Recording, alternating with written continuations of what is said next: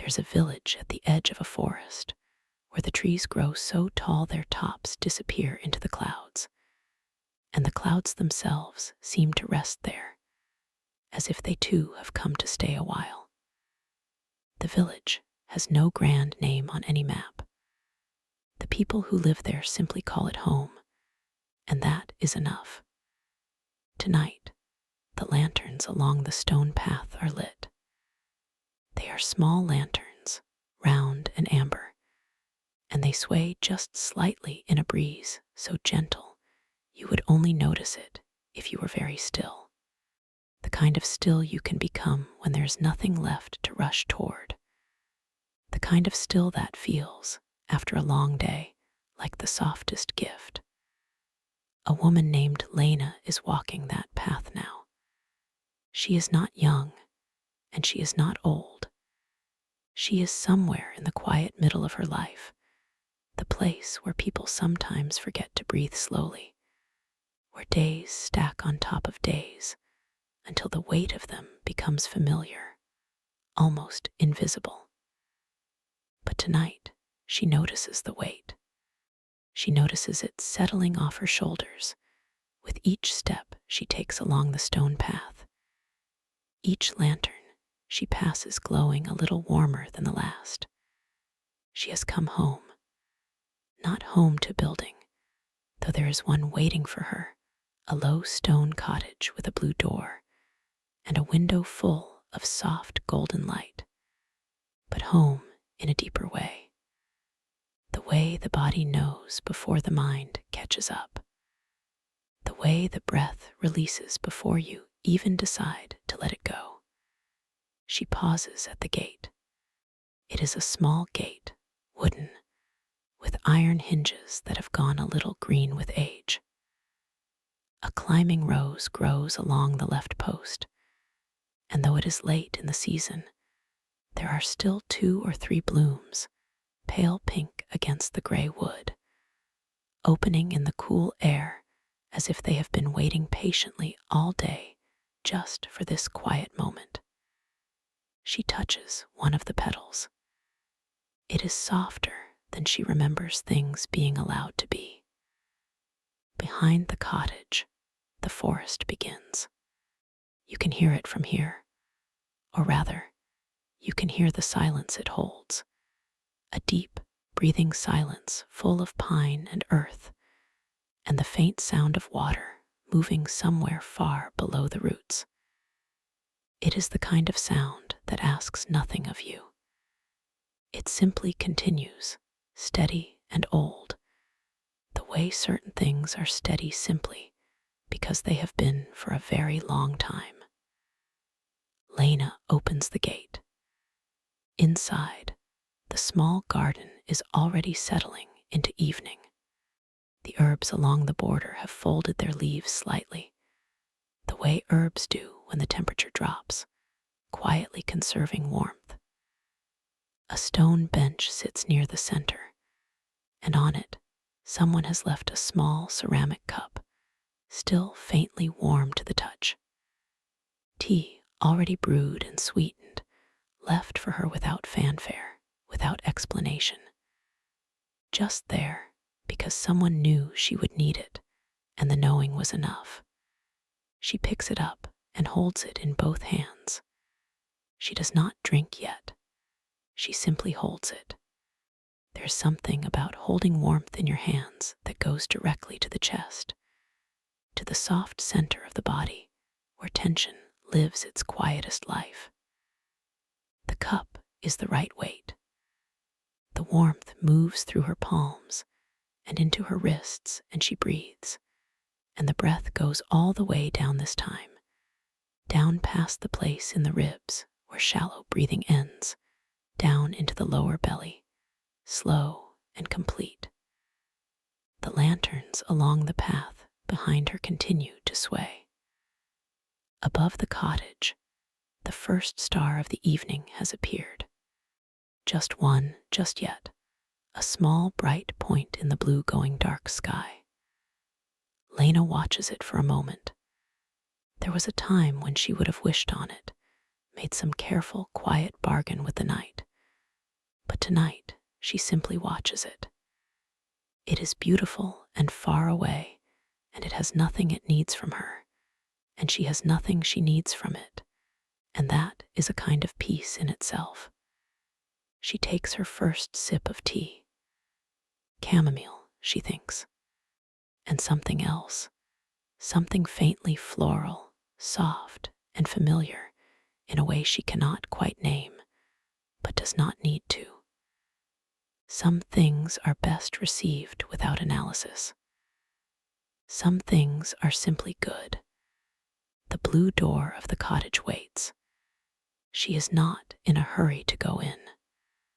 The garden is too gentle, the air too easy, the cup in her hands too warm. And the evening has a way about it tonight, a particular quality that feels almost deliberate, as if the world has arranged itself with some care around this hour. This small square of stone and rose and amber lantern light, this woman standing in the middle of it all, remembering what it feels like to simply be. The forest breathes behind the cottage wall.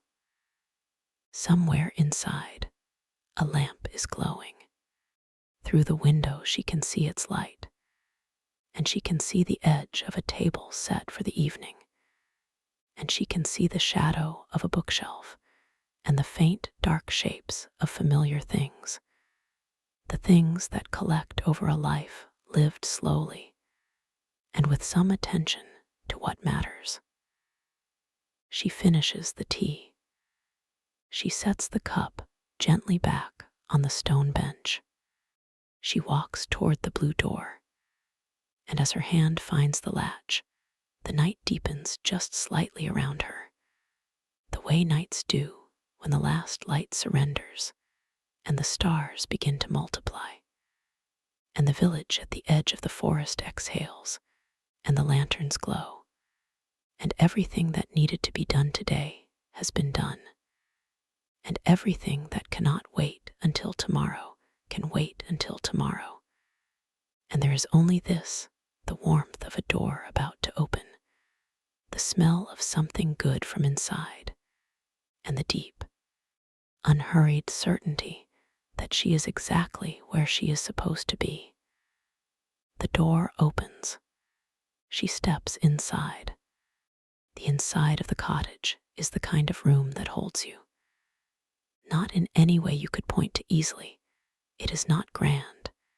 It is not decorated with anything rare.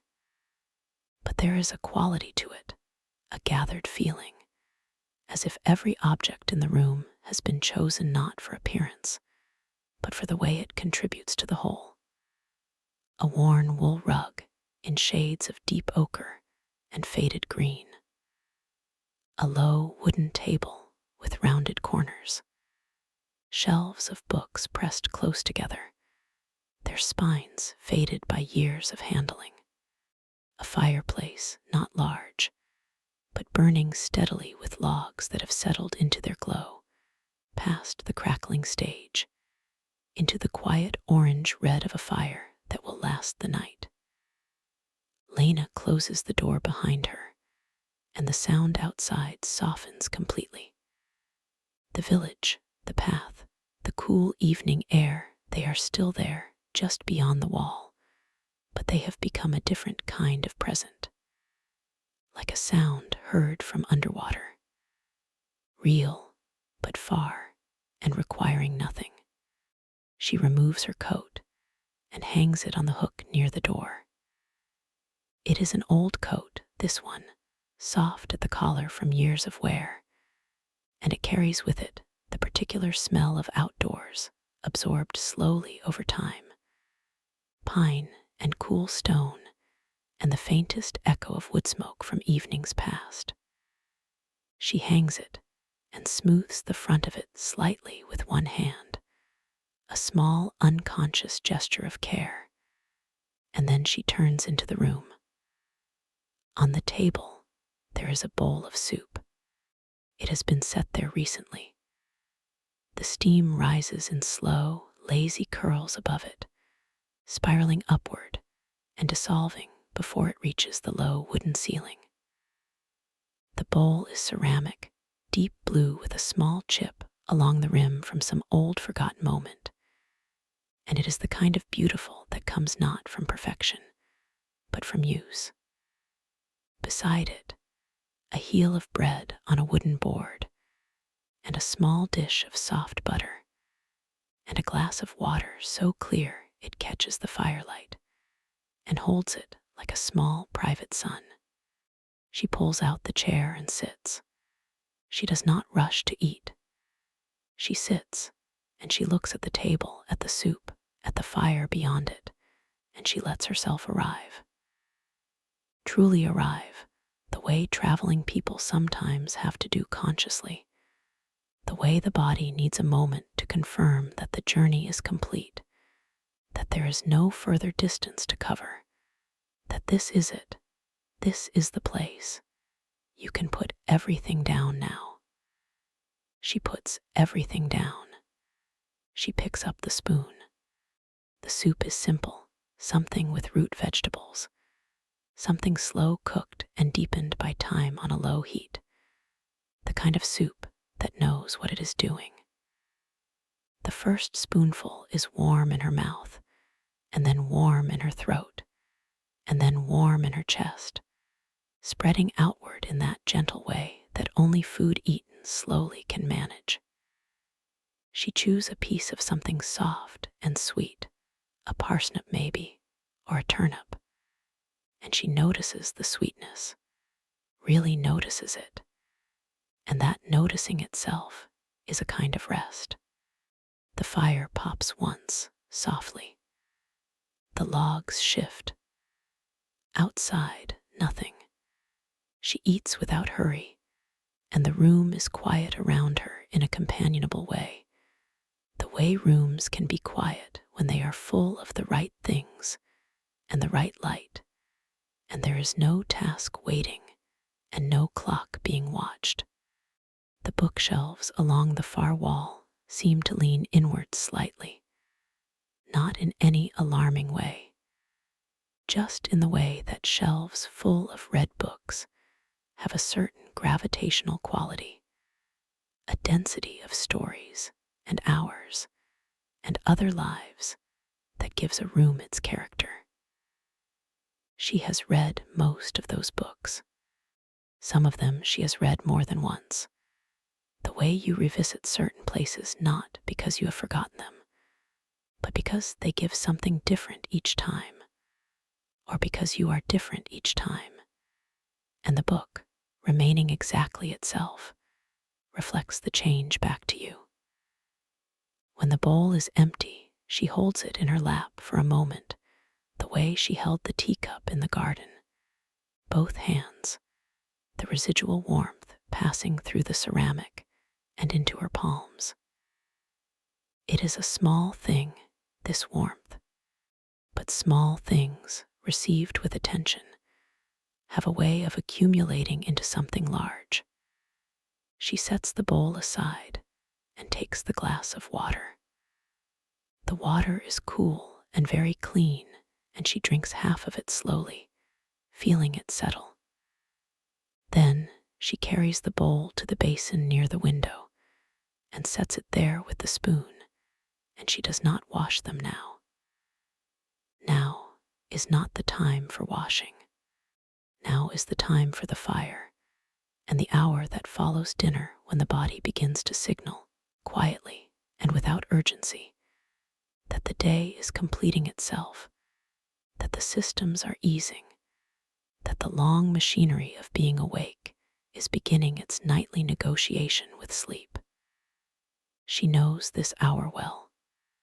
She returns to the chair by the fire and sits in it differently now, not upright, but settled, her spine finding the back of the chair, her feet resting flat on the rug, her hands loose in her lap. The fire has settled too. It is lower now, the flames barely visible, mostly the deep glow of embers doing their slow, patient work. The room is dimmer than it was when she came in, and the dimness is right. It is the right amount of dimness for this hour, enough to see the room, but softly enough that the edges of things have gone warm and indefinite. The shelves and table and walls, all gathered into the same amber tone. Her eyes are heavy, not unpleasantly so, pleasantly so, the kind of heaviness that is the body's most honest communication, the simple, uncomplicated announcement that today has been enough, and the night is here, and there is a room upstairs, and a bed in that room, and the bed is waiting the way good beds wait, without demand, with only the steady, patient offer of itself. She is not quite ready. There is one more thing she wants first. She reaches to the small side table beside the chair and picks up a book, not to read, not really, just to hold. It falls open somewhere in the middle, to a page she has read before, and she glances at a line without meaning to. And the line is something about how the sea is never the same twice, and she thinks, yes, and closes the book gently and holds it closed in her lap. The fire breathes. The village outside is sleeping, and Lena in the amber room, with the closed book in her lap and the clean water still cool in her, and the last warmth of the soup still somewhere in the middle of her, begins, without deciding to let the evening go. The stairs in the cottage are narrow, and they creak, not in a troubling way, in the way of old houses that have settled into themselves over many years, the wood learning the weight of the people who live in them, the particular rhythms of their coming and going, morning and night, season after season, until the house itself becomes a kind of record. Lena climbs them slowly, one hand trailing along the plaster wall, which is cool and slightly rough beneath her fingertips. At the top, the hallway is dark, except for a thin line of silver light under the bedroom door, moonlight coming through the gap. She pushes the door open, and the room receives her. The bedroom is small, and the ceiling is low, and the window above the bed is open, just a crack, enough to let in the air from the forest. That air is cool and clean, and carries with it the particular quality of forest nights, the pine and the loam, and the deep vegetable exhale of trees releasing the day's stored warmth, slowly, steadily, into the dark. The bed has been turned down. The sheets are the color of old cream, soft from many washings, the kind of soft that has no performance to it, no stiffness, only the smooth, gathered ease of fabric that has been used and cared for over a long time. The pillow is deep, and she presses one hand into it briefly as she passes, feeling it give and recover. And then she goes to the window and looks out. The forest begins 20 steps beyond the garden wall. At night, it is a single dark mass, the individual trees losing themselves in the collective dark, becoming instead a shoreline, a border, a breathing presence. But it is not a threatening dark. It is an ancient dark, the dark of things that have stood in one place for longer than anyone living can remember. And that continuity, all those years of simply standing, makes it feel like something reliable, something that will still be there in the morning, unchanged, unhurried, simply itself. She watches it for a moment. There is no wind now. The trees are completely still. Above them, The sky has filled with stars in the time she was inside. The full depth of the night sky out here, away from any larger light, is something she never quite finishes being moved by. The stars are many, and they are bright, and they have a quality of depth to them, a layering, the near ones sharp and the far ones soft, going back and back and back into a distance that the mind cannot truly hold and does not need to. She closes the window to just a finger's width and turns from it. She washes her face at the small basin in the corner of the room, the water cool against her skin, and she looks at herself briefly in the mirror above it. Not critically, not with any of the evaluation that looking in mirrors sometimes brings, but simply to see, to make brief and uncomplicated contact with the face that has carried her through this day. There are the usual lines. There is the usual tiredness. There's also, she notices, something easier around the eyes than there was this morning, something that has been given room to exhale. She dries her face. She pulls back the sheet and the blanket, and she sits on the edge of the bed. This is one of those moments that happens every night and is almost never noticed. The moment of sitting on the edge of the bed before lying down, the brief transition between upright and horizontal, between the vertical world of doing and the horizontal world of being. She sits in it for a breath longer than usual, just noticing it, just being in it, the edge of the mattress beneath her, the cool air from the window, the silence of the room, the forest beyond the glass, the whole quiet night arranged around this one small figure sitting at the edge of this one small bed. Then she lies down. The pillow receives her head with exactly the right amount of resistance and give. She pulls the sheet up and then the blanket, and the weight of the blanket is good. A specific, particular good. The good of weight distributed evenly across the body, gentle and total. The kind of good that makes the body go yes immediately and without qualification. She is on her side, facing the window. Through the crack she can see a strip of sky, and in that strip there are 3 stars, close together, and she looks at them without needing them to be anything other than what they are. Points of old light in a very large darkness. Small, reliable things in an enormous world. Her breathing, she notices, has slowed. She did not instruct it to. It simply did, the way the body does when it is given the right conditions, the right warmth, the right weight, the right quiet, the right permission. The breath comes in and it goes out, and the space between the out breath and the in breath is longer now than it was an hour ago.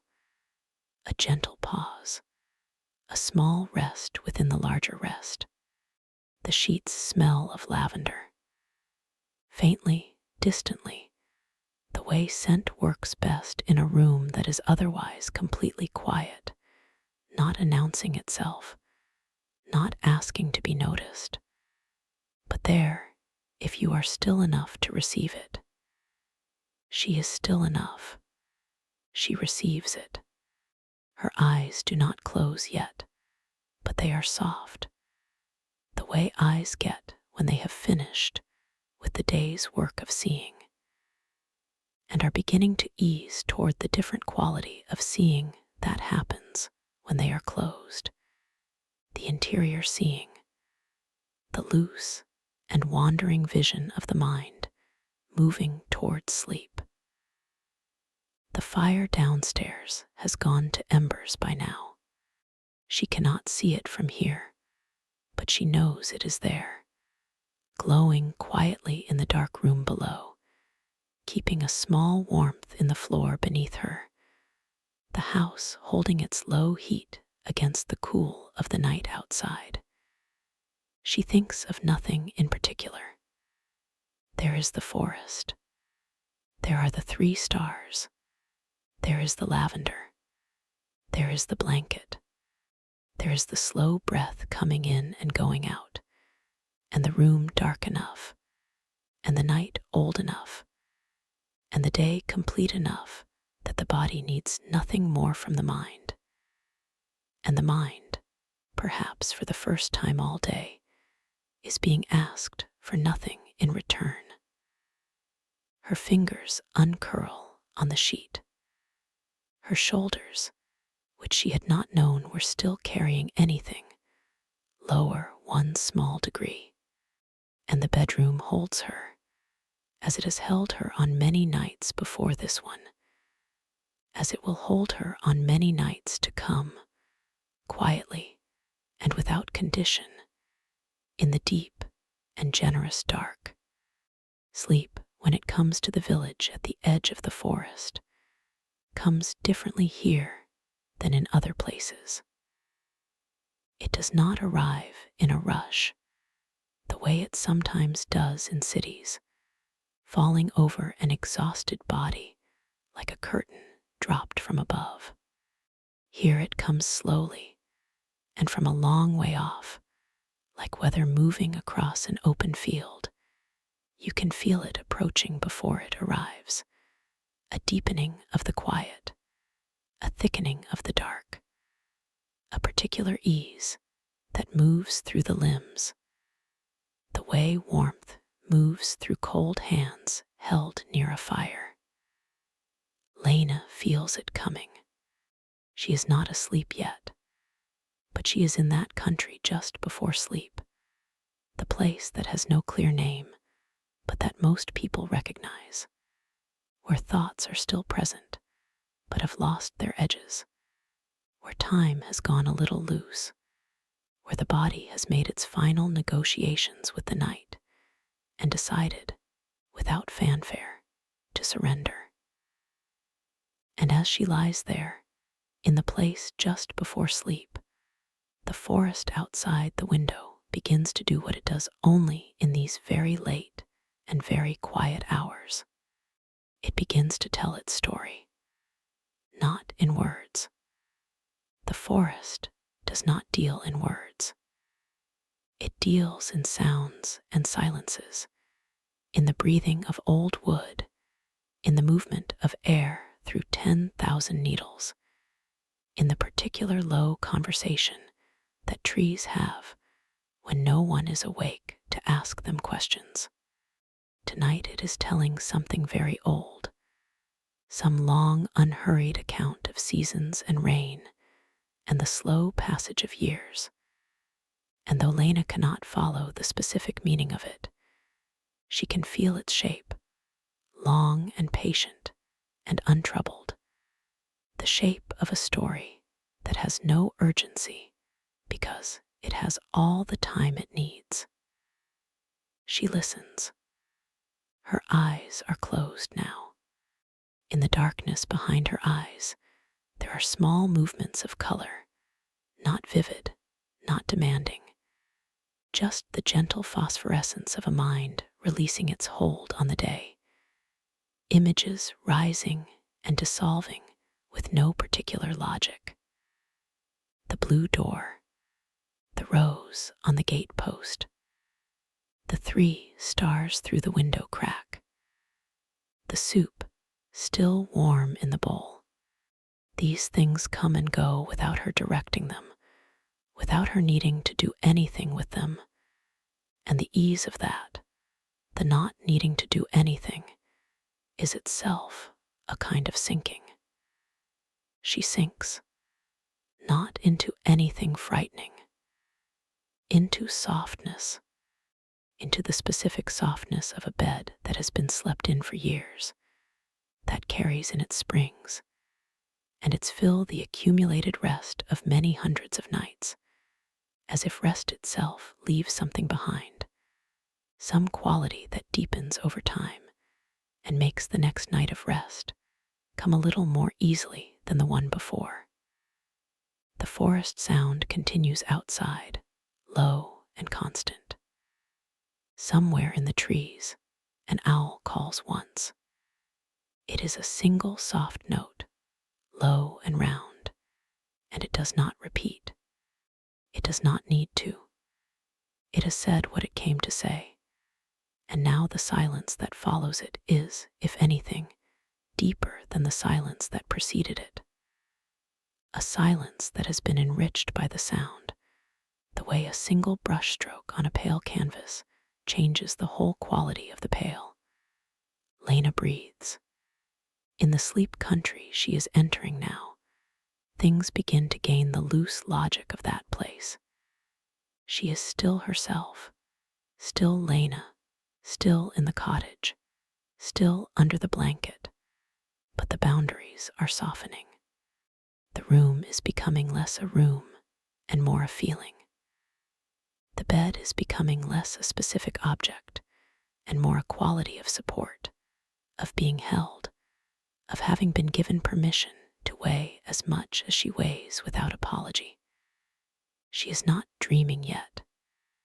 She is in the corridor before dreams, where the mind walks slowly and looks through doorways without entering them.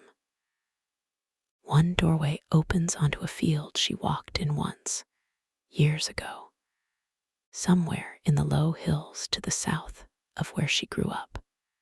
The grass was very green, and the sky was the kind of blue that feels impossible until you are standing under it. And there was nothing she needed to do in that field except walk through it, and the walking was enough. She glances through the doorway. She does not go in. Not yet. She keeps walking the corridor, and the next doorway shows a harbor at early morning. The still water, the small boats rocking almost imperceptibly in the dawn tide.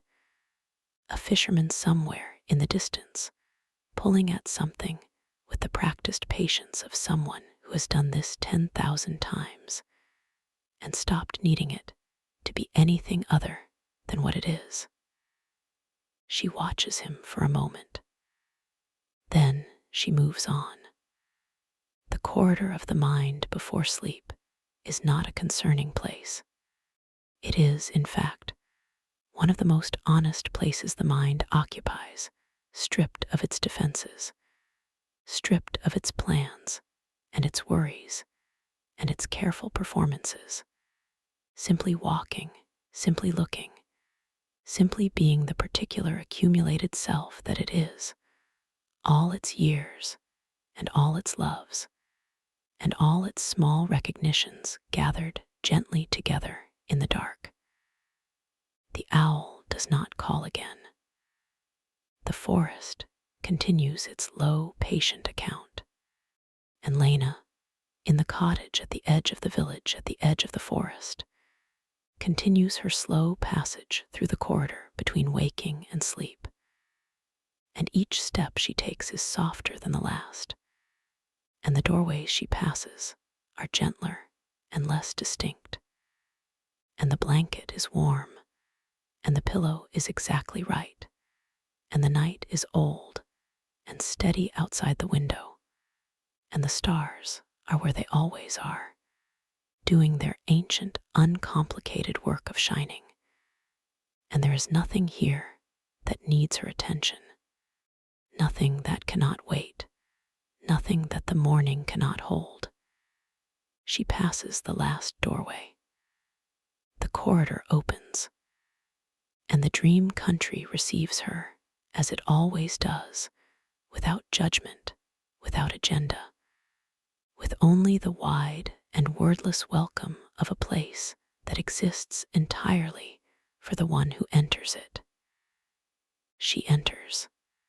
In the dream, she is walking along a road she does not recognize, but somehow knows. This is one of the qualities of certain dreams, the feeling of deep familiarity with a place that cannot be located in memory. as if some part of the self has been here before, not in this life necessarily, but in some other accounting of time, some register that runs alongside the ordinary one and occasionally surfaces in sleep. The road is unpaved, 2 tracks of pressed earth with a strip of long grass down the middle, and it curves away ahead of her between low stone walls covered in moss of the most extraordinary green. The color of the moss is almost too vivid, the way certain things in dreams are not frightening, just more intensely themselves than waking world things tend to be. The sky above is low and soft, a pale gray-white, the kind of sky that holds light without any particular drama, a diffuse gentle light that comes from everywhere at once and casts no hard shadows. She walks. There is no destination she is aware of, but the walking is not aimless. It has the quality of walking that is its own purpose, the body moving because movement feels right, because the road is there, and the morning, or whatever time of day this is easy, and there is no reason to stop. On either side of the stone walls, fields open out in long, slow gradients of color, pale gold and deep green, and the occasional rust of bracken. A single tree stands in the middle of the far field, very old, with the wide spread of a tree that has been given room and years in equal measure, its branches reaching out horizontally in both directions like arms offering themselves to the sky. She stops to look at it. It is the most peaceful tree she has ever seen. That is not something she has thought before, that a tree could be peaceful in itself, but this one is. Something in its posture, if a tree can have posture, in the way it holds all its weight and all its years without any sign of strain, distributing itself perfectly across its roots and its trunk and its wide-reaching arms. It has been doing this a very long time, this standing and reaching and holding, and it will go on doing it long after she has woken and gone about her day. And that continuity, that rootedness, that patient endurance is something she feels in her own chest standing here looking at it across the field. She takes a breath. In dreams, breath sometimes works differently. Sometimes it is absent, unnoticed, irrelevant to the dreaming self. But here she is aware of it. In and out, easy and unhurried, the air carrying the smell of wet stone and green things, and something indefinably old, the smell of a landscape that has not been rushed. She walks on. The road descends gently and then curves around a low hill, and at the bottom of the curve, there is a small stone bridge over a stream that moves fast and clear over rounded pebbles. She stops on the bridge and looks down at the water. It is the clearest water she has seen. She can count the pebbles on the bed of the stream, the pale ones and the dark ones, some smooth, and some still holding the rough texture of whatever hillside they came from. The water moves over them without interruption, going around the larger ones in small, quick curves, spreading and joining and spreading again, the surface catching the diffuse light in brief, bright flickers. She watches it.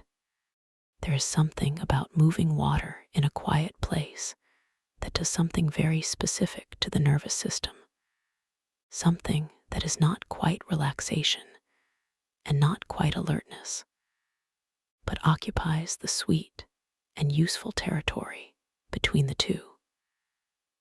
The movement is constant, but never the same, and following it requires just enough attention to empty the mind of everything that is not the water. She is empty of everything that is not the water. A small bird lands on a stone in the middle of the stream, a bird she does not know the name of, brown and quick, and entirely at ease with its rock and its stream and its moment. It looks once in her direction, not with alarm, just with the brief, bright curiosity of a thing that has very good eyes and uses them. And then it looks back at the water. She stays until she is ready to go. Then she crosses the bridge and continues along the road as it rises again on the other side and curves through a stand of birch trees, their white trunks close together, their leaves the light particular green of birch in early season, fluttering in a small wind she cannot feel but can hear, a sound like many quiet conversations happening simultaneously at a very low volume. Through the birch trees, the road opens onto a wider place. Not a destination exactly, more of a clearing, a natural pause in the landscape where the road widens and the walls on either side are lower, and there are flat stones set into the grass here and there, not arranged formally, just placed, as if by people who came here over many years and left one stone each time, building up a small, quiet record of their passing. She finds one of the stones and sits on it. It is warm despite the pale sky, warmed from below perhaps, from the deep, reliable warmth of the earth. And she lets that warmth come up through the stone and into her. And she sits in the clearing among the other stones and breathes, and the birch trees murmur behind her. And somewhere further down the unseen valley, the stream continues its swift, unconcerned passage over the pebbles. She has nowhere to be. This, here, in the dream, is the truest version of having nowhere to be. The waking version of that thought always carries some residual tension, the awareness of the nowhere to be as a temporary state, a gap between responsibilities. But here, there is no gap. There is only the clearing and the warm stone and the murmuring birch and the pale, soft sky that holds its light evenly in every direction and offers it without condition. She sits, she breathes. The dream holds her in the clearing, and the clearing holds the dream, and somewhere far away, in a cottage at the edge of a forest, in a village, with no name on any map, her body sleeps deeply and well, and the blanket is warm, and the night is quiet, and the owl has long since returned to its tree. There are moments in deep sleep when the dreaming mind moves into a different register entirely. Not the vivid narrative of story dreams, not the loose corridor of the almost sleeping mind, but something quieter and more spacious, a kind of waking inside the sleep, a soft consciousness that is aware of being at rest. Lena is in that register now. She is aware dimly of the blanket, of the pillow, of the particular quality of her own stillness, which is not the stillness of someone holding themselves still, but the genuine deep stillness of a body that has released its last holding and gone fully, trustingly, into the arms of the night. She is aware of the sound of the forest, which has entered the room through the cracked window as a low and barely their presence, less a sound than a quality of the air, a density, a there-ness that the room has because the forest is just beyond the glass. She is not dreaming exactly. She is resting inside the rest, and in that place something moves. It is not alarming.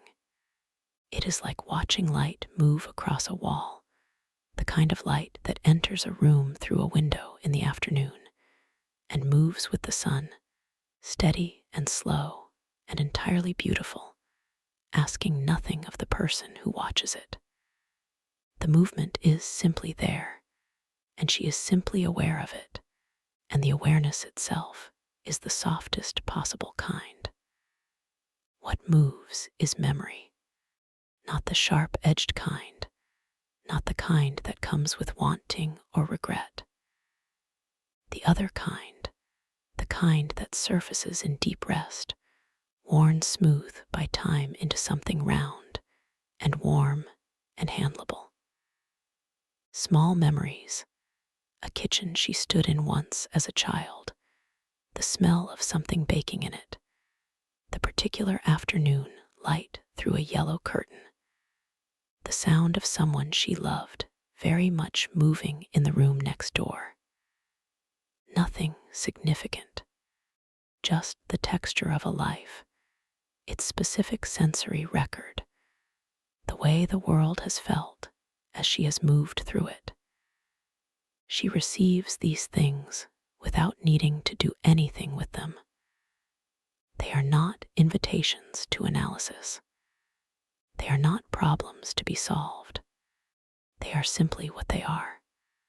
The personal residue of being alive for a particular number of years, in a particular body, in a particular series of places. The accumulated ordinary beauties of an ordinary life, which is not a small thing, which is in fact an enormous thing when received in this way, from this depth of rest, without the filters and the needs and the urgencies that waking attention brings. The yellow curtain, the smell of baking, the sound of someone loved moving in the next room. She holds these things gently, the way you hold something old and fragile and beloved, not clutching, just supporting, the way you would hold a bird that has come to rest in your open palm. Then, gently, she lets them go. They dissolve back into the deep sleep from which they came, returning to wherever memories rest when they are not being remembered. She lets them go, and the space where they were is not empty, but full of the quiet, full of the blanket warmth, full of the forest air, full of the specific and irreplaceable quality of this room in this village on this night, this one night among all the nights of her life. Outside, something is happening with the weather. Very gently, with no urgency, rain has begun. Not heavy rain, the finest possible rain, so fine it is more like mist that has decided to fall. A rain that makes almost no sound, but changes the smell of everything, bringing up from the earth and the stone and the old wood of the cottage a dozen quiet fragrances that were held in waiting all through the dry hours, and are now released slowly and generously into the air. The rain touches the window, just barely, a whisper of moisture against the glass. Inside, the room is dry and warm and unchanged, but the rain is present now as a quality of the air, as a soft background murmur, as the smell of earth drinking. And that smell and that murmur settle over the room and over Lena's sleeping body the way a second blanket settles, with additional weight that is only comfort, only the good and total weight of the world going on as it should outside, while inside everything is still. The forest receives the rain. You can imagine it, the fine drops landing on 10,000 needles, the momentary darkening of the bark, the drinking moss, the grass between the roots brightening. The forest does not need to acknowledge the rain. It simply opens to it, the way it opens to everything, with the undramatic acceptance of a living thing that has made its terms with the world and does not require the world to be otherwise. Lena breathes in and out, and the breath is very slow now, very even, the breath of deep sleep that has settled past all its stages into the simplest and most complete version of itself. The in-breath takes its time. The out-breath takes its time. The pause between them takes its time. Everything is taking its time, and there is all the time there is, which is the night, which is long and dark, and given over entirely to this. The rain continues, barely there. The forest receives it. The village sleeps.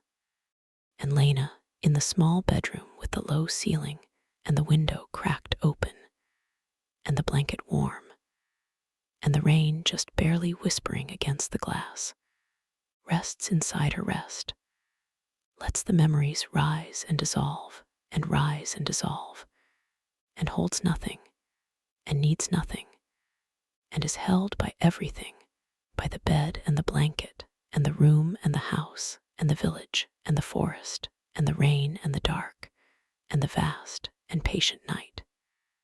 She is resting. She is completely resting. And the night goes on, and the rain goes on, and the warmth goes on, and everything that needed to end has ended, and everything that needs to continue continues softly, and without requiring a thing from her. Deeper now. The sleep has gone deeper than the rain, deeper than the memory, deeper than the gentle floating awareness of being at rest. This is the place beneath all of that, the place that has no images and no story, only the clean fact of a living body lying still, breathing slowly, warm in the dark. In this place, the forest is very far away. Not gone, not absent, but far in the way that depth makes things far. The window is still cracked. The rain is still falling. But from here, from this depth, these things exist at the surface of the sleep, like reflections on the top of a deep lake, present, but remote, belonging to a different layer. From this depth, the body speaks only in sensations. The weight of the blanket, the smoothness of the sheet under her cheek, the particular quiet of her own lungs filling and emptying, the warmth that has accumulated under the blanket in the hours since she lay down, her own heat given back to her by the fabric, by the mattress, by the careful architecture of a bed made for warmth. She is warm. She is still. She is deeply, completely, thoroughly asleep. And the village around the cottage is doing what villages at the edges of forests do in the hours between midnight and dawn. The lanterns on the path have burned low, or been extinguished by the rain, or simply run out of whatever fuel they were given for the night. But the path does not need them now. The night has its own light, the faint silver of cloud-covered stars, enough to see the outlines of things, the gate and the garden wall and the rose canes, and the roof of the cottage with its slight ridge of moss and its two small chimney stacks, one still faintly warm where the fire embers hold their last heat. The blue door is closed. The window upstairs glows with nothing. From outside, the cottage is simply part of the village, one of a dozen such buildings, each holding its sleeping person or people, each a small self-contained world of warmth and breath and rest. You could walk the path between them in the rain and feel the particular comfort of a street at rest. All those lives temporarily suspended in sleep, all that daily friction and effort and becoming temporarily set aside. And what remains is this: the shape of the buildings, the smell of rain, the low warm fields beyond, and the forest at the edge of everything, going on and on into the dark. Inside the cottage, time moves differently. In sleep, time is not the linear progression of clocked hours. It folds and stretches, a minute becoming long and full, and then the next hour passing in the time it takes to breathe. What matters in sleep is not duration, but depth, not the length of the night, but the quality of the rest, the degree to which the body and mind have been allowed to put down their instruments and simply be what they are when no one is asking anything of them. Lena's body knows how to do this. It has done it every night of her life. This is one of the things the body knows with more certainty than almost anything else. How to sleep, how to breathe, how to hold warmth, how to repair itself in the dark. All the things that the waking mind adds, the worry, the planning, the accounting for past and future, these are the body's guests, and in sleep they leave, and the house of the self returns to its own quiet order. In the village, a cat crosses the path. Not Lena's cat, a cat that belongs to no one in particular or to the village as a whole. The way certain animals settle into a place and become part of its character. It crosses the path without hurrying, its paws precise and nearly silent on the wet stones, and it pauses briefly at the gate of the cottage and looks at the closed blue door and the dark window, and then it moves on. The rain eases, not stopping, not yet, but becoming even finer, even softer, until the line between rain and the simple moisture of a cool night air is barely distinguishable. The moss on the garden wall is very dark and very pleased. The rose canes hold their droplets, each drop a small lens containing a tiny version of the clouded sky. Inside the cottage, the last ember in the fireplace goes dark. This is not a loss. It was always going to happen.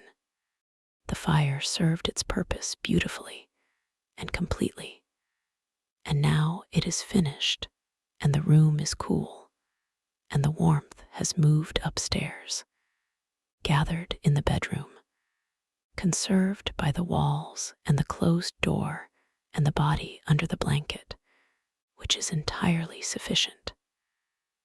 Nothing is lost. Nothing is missing. Everything that needed to be warm is warm, and everything that needed to be still is still. And the night is doing exactly what nights have always done in this village, which is to hold the sleeping people gently and without condition, turning slowly toward the east, carrying them forward through the dark hours toward a morning that is already somewhere over the curve of the world, beginning its long, slow preparation. Lena does not know this. She is too deep. She is in the part of the night that has nothing to do with what is coming, that exists entirely in itself, complete and sufficient, asking nothing, and offering everything, all the rest the body needs, all the repair, all the gentle restoration of everything that the day used up. She breathes, the village breathes, the forest breathes. The rain is barely rain now, and the night goes on, steady and generous, holding all of it, the sleeping woman, the warm cottage, the wet gate, the patient rose, the moss, the path, the dark trees, holding all of it in the quiet way that nights hold things, without effort, without asking to be thanked, simply doing what the dark has always done in this old and unhurried place. There's a moment in the deepest part of the night, not the beginning of it, not the turning toward morning, but the very center of it, the point of perfect equilibrium, when the world seems to pause. Not in any dramatic way, not in a way that would wake anyone, just a momentary stillness that is different in quality from the usual stillness of late night, as if the night itself has reached the fullest point of what it is, and rests there for a breath before beginning its long, slow release toward dawn. In the cottage, in the bedroom, Lena is in this pause with the night. Her breathing is slower than it will be again until she is very old. Slow and deep, 4 seconds in, 4 seconds out. The breath of someone who has surrendered so completely to rest that the body has found its most efficient rhythm. Every cell doing exactly what it needs to do, and nothing it doesn't. The window shows a strip of sky. The rain has stopped. The clouds have begun to thin in the east, not dramatically, not visibly yet from this window, but the process has begun. The stars that are visible through the crack are steadier now, their light cleaner without the rain between them and the glass.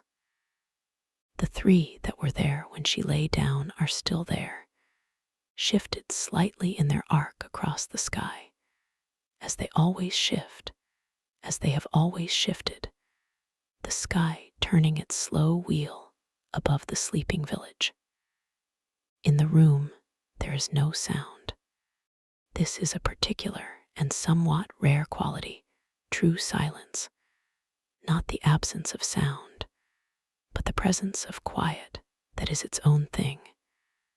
The silence that settles in old houses in the deep night, when even the settling of wood and the movement of air in the walls has gone still, when the world seems briefly to have been held at one perfect point of hush. She is in it.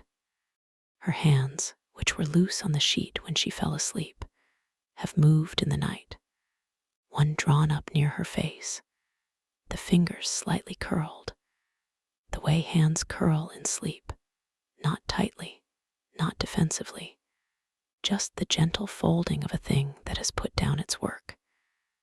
The other hand rests flat on the blanket, palm down, the warmth of the blanket rising through it. She has been dreaming in this deep place, not the story dreams of before, not the walking road or the stream with the bird. These are the deeper dreams, the ones that leave no images behind, only a feeling. Some people wake from these and know they have dreamed, but cannot say what they dreamed.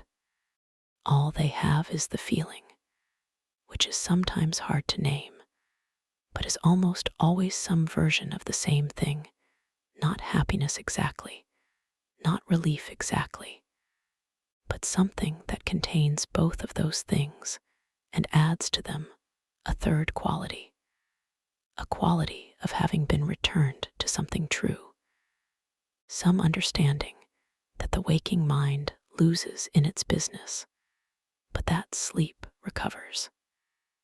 She is in that feeling now.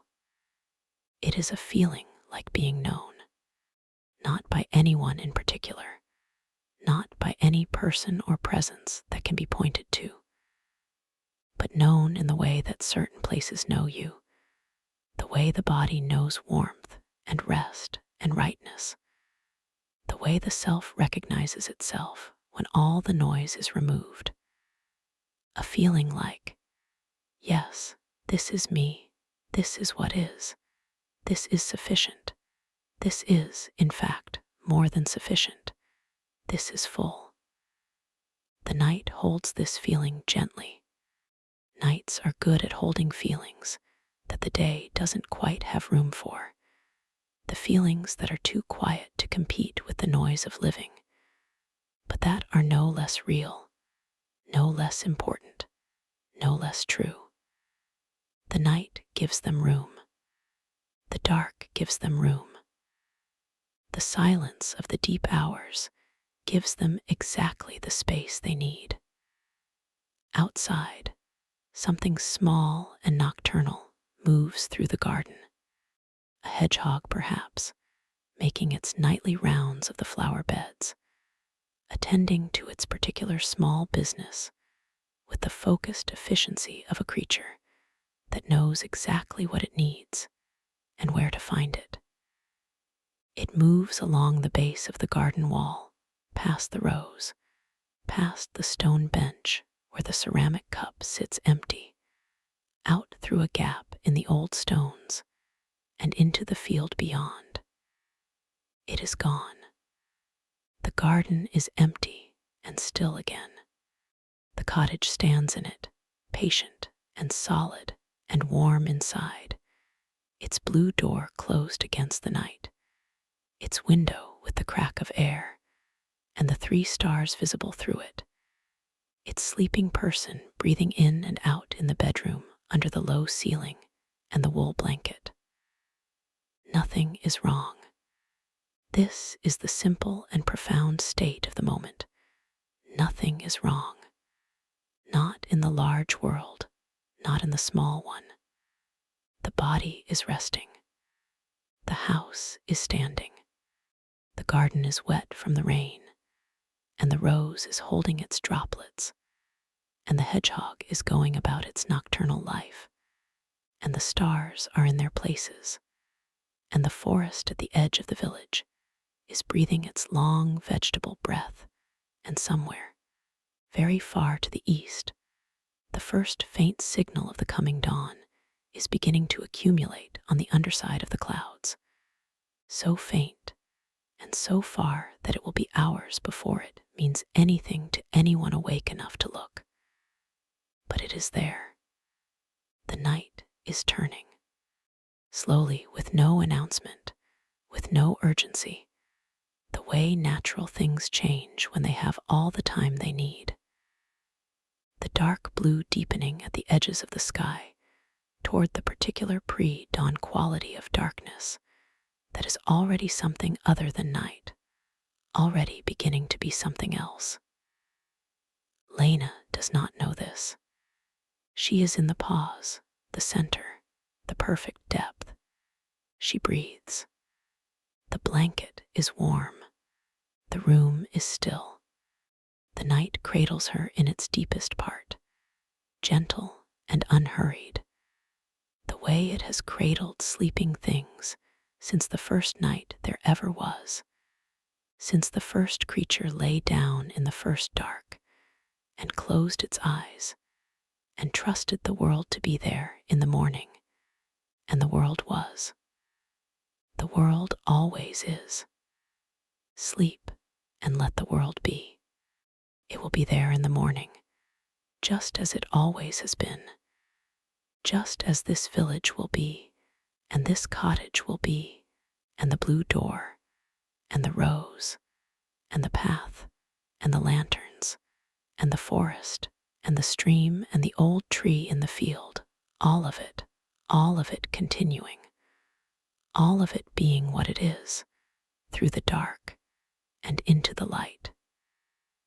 She sleeps. The night has begun its turning.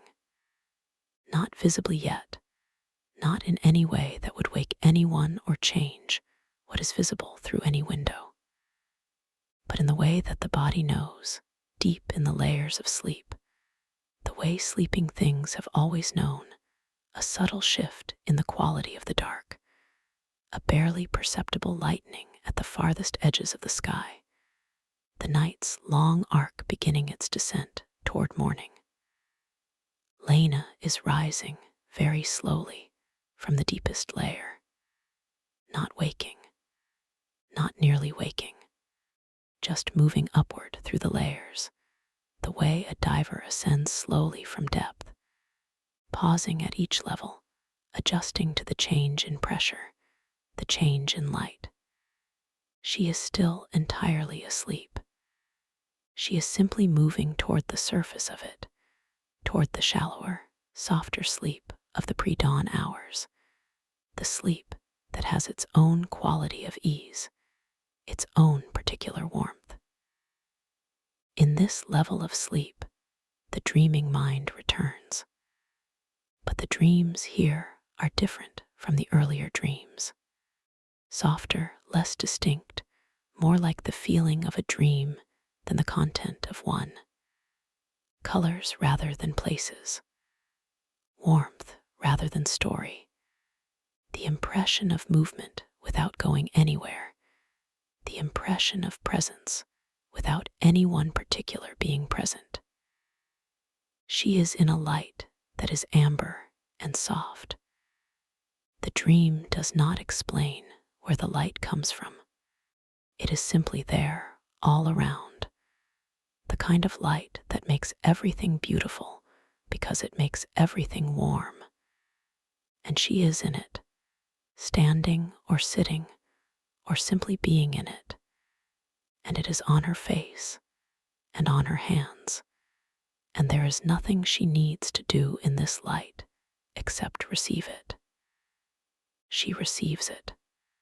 Outside the cottage window, the sky has shifted from the absolute dark of the deep night to something very slightly less dark, a gradient so gentle that you would need to be watching very carefully to detect it, and no one is watching. The village is still asleep. The forest is still in its pre-dawn hush, but the birds know.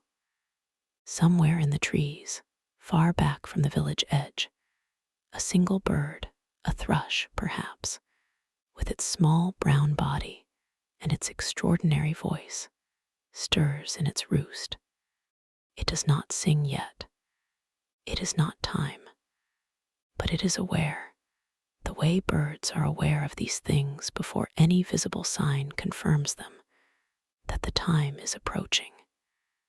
It tucks its head back beneath its wing and waits, with the patience of a thing that has done this every morning of its life, that knows beyond any uncertainty that the morning is coming. It always comes. In the cottage, Lena turns in her sleep, not restlessly, a slow, deliberate, unconscious adjustment of her body, seeking the most comfortable position for this level of sleep, which is different from the position of deep sleep, slightly more curled, the blanket pulled up a little higher. Her body makes these adjustments without waking her, as it has always done, as it does every night, attending to its own needs with an efficiency that the waking mind could never match. She settles. Her breathing is a little different now from the slowest depths of the night. Still slow, still regular, but with a slightly more present quality, the breath of someone sleeping in the upper layers, still fully asleep, but not unreachable. The breath of someone who, in an hour or two, will begin the long, slow emergence into waking that is itself a kind of grace, a coming back, a restoration. But not yet, not for a long while yet. The amber light of the dream holds her. She is somewhere in it that is not quite a place, more like a feeling of place, the feeling of somewhere beloved, somewhere that has always been safe, somewhere that the self returns to not in the waking world, but in this world, the interior world that is accessed only in sleep. And that holds things the waking world cannot, a particular tenderness, a particular uncomplicated belonging. She belongs here. In the dream light, she is entirely herself, the full self, not the self the day requires, capable and attending and navigating, but the whole self that includes all the parts the day asks to stay quiet, the part that wants to rest without earning it, the part that finds beauty in small things and needs that to matter, the part that loves the smell of rain on stone and the weight of a warm blanket and the sight of a single bird on a stream stone and a tree that has stood in a field for 100 years. All of that is her. All of it is here in the amber light of the pre-dawn dream.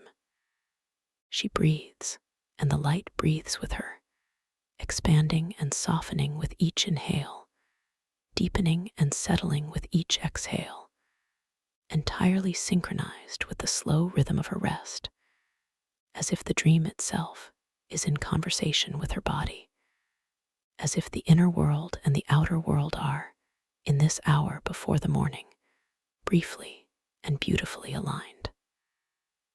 Outside, the thrush shifts in its roost. The sky at the very edge of the east is no longer the same color as the sky directly overhead. Not light, not yet, nothing that the eye could name as morning, but different. The absolute of the night is cracking, just barely, just at the horizon, just at the farthest distance, and the world that exists at that distance is doing what worlds do when the dark lifts. It is beginning, very quietly, to remember its colors. The moss will be green again. The rose will be pink again. The wet path will be gray stone, and the gate will be old wood, and the field beyond the wall will be pale gold in the early light, and the tree in the middle of it will cast its long horizontal morning shadow across the grass, and the stream will catch the first of the sun and give it back as light. All of this is coming. It is always coming in the dark.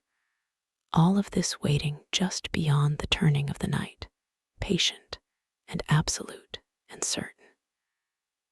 Lena sleeps.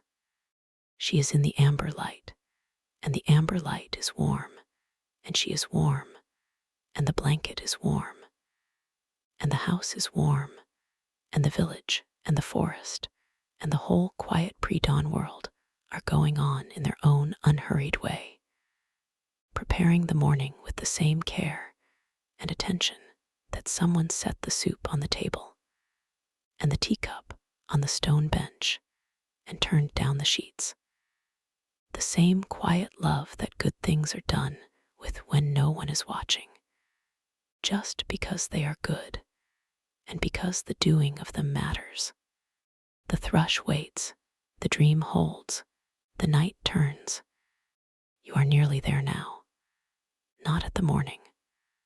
The morning is still a long way off, but at the place in the night where the rest has done its work, where the body has taken what it needs from the dark and the quiet and the warmth, and what remains is only this, the ease of it, the settled, unhurried, completely sufficient ease of a night of rest drawing toward its completion. This is a good place to be. This is, in many ways, one of the best places there is. The village at the edge of the forest is still and complete in the pre-dawn dark. The lanterns are out. The paths are empty. The windows are dark in every cottage, every house, every low stone building along the quiet road. Inside each one, a person sleeps, each person dreaming their own dream or resting in their own dreamless depth, each body doing its nightly work of repair and renewal, each mind released from its waking burdens, set down gently for the night like tools laid carefully at the end of a day's work. In Lena's cottage, the bedroom is very still. The window shows the lightest possible edge of change in the sky, not visible yet to anyone sleeping, only to the birds and the animals whose eyes and bodies are calibrated to that particular frequency. The thrush in the forest has been awake for some minutes now, fully awake, but still quiet, still waiting, holding its song the way you hold a breath, ready. Lena is in the shallowest layer of sleep now. The amber dream has dissolved, the way late night dreams dissolve, not fading exactly, more like being absorbed back into the warmth that produced them, returning to the general good feeling that underlies all of it, the accumulated ease of a night well rested, the body's quiet contentment. She does not know she is in the shallow sleep. She does not know anything in particular. She simply is, warm and still and breathing, her body carrying out its ancient agreement with the night, honoring it to the last, drawing every remaining rest from the remaining dark. Her hand, the one near her face, has opened slightly. The fingers are relaxed, lying open on the pillow, the way hands lie when they have been open a long time and have forgotten there is anything to hold. This is what rest does to the body over a long and gentle night. It opens the things that were closed. It releases the things that were held. It reminds the body of its own natural state, the state before the day's tensions are added, before the holding begins, the open, easy, warm, and trusting state of a self at rest. The blanket rises and falls. In the forest, the thrush opens its throat. The first note is single and very clear, a sound of such uncomplicated beauty that it seems to briefly reorganize the air around it. Then a second note, different, equally clear. Then 3 more notes in a phrase that has no translation in any language, but that the body understands immediately, in the way the body understands warmth and water and the smell of earth as something fundamentally right, something that belongs to the world in a way nothing can add to or take away from. The bird sings. It is still dark. It is still night in every way that matters. The song is not a signal that the night is over. It is the first voice of a world that is beginning to remember itself, testing the air, finding it good, adding its note to the long and ancient record of mornings that have come after nights, that have always come after nights, that will always come after nights, without exception, without fail. It will come. You do not need to do anything for it to come. You do not need to be awake for it, or ready for it, or even aware of it. It will come in its own time, as it has always come, and you will be there for it simply by being here, simply by continuing to rest in the way you are resting, warm and still and breathing. The morning will find you. That is what mornings do. In the cottage, in the bedroom, Lena is at the very edge of sleep, not crossing over into waking, not for a long while yet, but in that soft borderland where the sleep is light enough to carry dreams again, gentle end of night dreams, quiet, and kind. She is in the garden, not the dream garden of the earlier night, not the road or the clearing or the stream.